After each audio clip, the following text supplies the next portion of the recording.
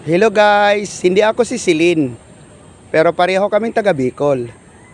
Ang pag-aaralan natin ngayon ay kulitis o saluyot. So, ito po yung aming experiment.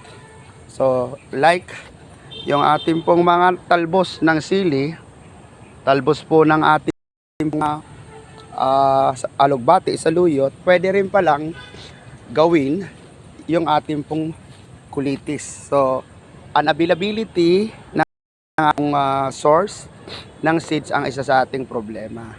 Ngayon, yung seed production ay isa sa pinakamaganda o pagpaparami ng buto.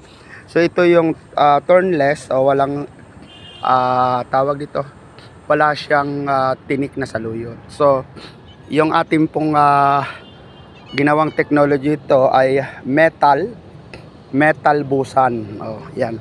So we have the kamote tops, yan. Ito yung usong kamote top ng mga Bisaya. Yan yung tinawag na kinangkong, parang hands o kamay. We have the saluyot.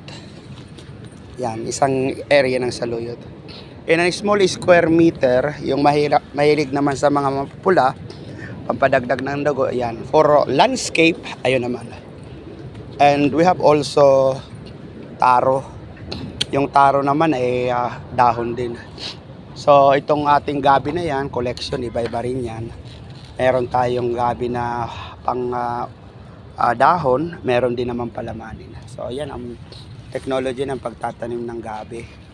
So tinanim muna dyan, pinadami bago ilinagay. O pwedeng suhi. Yan. So dyan na yung magiging permanent na. So ito, kikita kayo sa mga talbos. Ito binibenta rin ito for landscaping. Yan. So meron tayong iba-iba. Yan. So mulching ang pinakamaganda para hindi siya tubuan ng damo. Dahil ang magiging activities nyo, puro na lang pagdadamo. And closer distance of planting. Medyo malapit para hindi masyadong madamo dito sa area.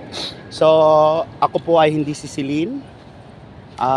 Pero pareho kaming taga Bicol. Ito pa rin po ang inyong profesor na nagpapaalala, sa tamang teknolohiya, Pilipinas aasenso ka. Babus. So yan, healing up. Para dumahon siya, tinatabunan. Pakita natin ng Sir Raymond. Tinatabunan yung mga, yan o. Ayan. Pwedeng palamanin, pwedeng talbusan. Bye-bye.